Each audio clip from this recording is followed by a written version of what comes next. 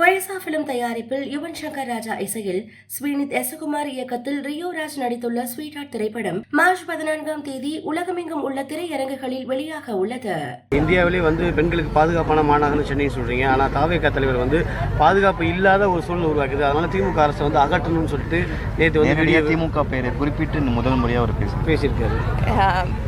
தலைவர்கள் இப்போதான் வருகிறார்கள். அரசியல் களம் இன்னும் பார்க்க வேண்டியது இருக்குது. இருந்தாலும் இன்றைக்கு நம்ம மாண்புமிகு முதலமைச்சர் பெண்களுக்கான பல்வேறு திட்டங்களை கொண்டு வந்திருக்கிறார்கள். எவ்வளோ பெண்கள் இதனால் பயனடைந்திருக்கால். புதுமை பெண் திட்டமாக இருக்கட்டும், எத்தனையோ குழந்தைகள் கல்வி பருவத்தில் முடிச்சுட்டு கல்லூரி போக முடியாத சூழல் இருக்கக்கூடிய நிலையில் 2 ஆண்டுகள் 3 ஆண்டுகள் பிறகு இன்றைக்கு புதுமை பெண் திட்டம் மூலியமாக அவங்க கல்லூரி செல்லக்கூடிய ஒரு பயன் இந்த திட்டத்தில் அடைந்திருக்கு. ஒரு பெண்ணுக்கு என்னைக்குமே கல்வி மட்டும்தான் கை கொடுக்கும். அது உற்றார் உறவினர் நண்பர் கணவர் யார் இல்லைனாலும் கல்வி ஒரு பெண் கை கொடுக்கும். அப்பேற்பட்ட சிறந்த கல்வியை இன்றைக்கு நம்ம மாண்புமிகு முதலமைச்சர் அவர்கள் பெண்களுக்கு முன்னெடுப்பு கொடுத்து வழங்கி வருகிறார். குற்றச்சாட்டு ஒரு தேவையில்லாத பொருள் நினைக்கிறீங்களா? கண்டிப்பாக மாநகராட்சி பட்ஜெட் தாக்கல் செய்ய போறீங்க. என்ன மாதிரியான சிறப்பு அம்சங்கள் இடம்பெற போகுது? மாநகராட்சி இந்த மாதம் பட்ஜெட் வைத்திருக்கிறோம். முக்கியமாக எப்பயும் போல் கல்விக்கு அதிக முக்கியத்துவம் கொடுத்துருக்கோம். 2வதாக மருத்துவத்துக்கு அதிக முக்கியத்துவம் கொடுத்துருக்கோம். இன்றைக்கு சென்னை பள்ளிகள் பார்த்திங்கன்னா கிட்டத்தட்ட நம்ம தனியார் பள்ளிகள் நிகராக கட்டமைப்புகளாக இருக்கட்டும், இல்லை ஸ்கில் டெவலப்மெண்ட் கிளாஸஸாக இருக்கட்டும், ஒவ்வொன்றும் பார்த்து செய்து வருகிறோம். இந்த நிதிநிலை அறிக்கையிலும் மாணவ செல்வங்களுக்கு அதிகமான அறிக்கைகள் இருக்குது.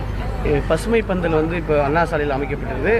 எத்தனை இடங்களை திட்டமிட்டிருக்கோம்? 14 இடம் ஏற்கனவே சொல்லியிருந்தோம். 14 இடம் இன்றைக்கி நடைமுறைக்கு வந்துருக்கோம். கடந்த ஆண்டு இந்த பசுமை பந்தல் மாநகராட்சி சார்பாக ஏற்படுது. வெயில் தாக்கம் அதிகமாக இருக்கிறதுனால சிக்னலில் பொதுமக்கள் நிறைய பேர் மயக்கம் அடையக்கூடிய சூழல் ஏற்படுகிறது. அதனால் மாநகராட்சி சார்பாக கடந்த ஆண்டு இது கொண்டு வந்தோம். நல்ல வரவேற்பை இது பொதுமக்களிடையே பெற்றிருந்தது.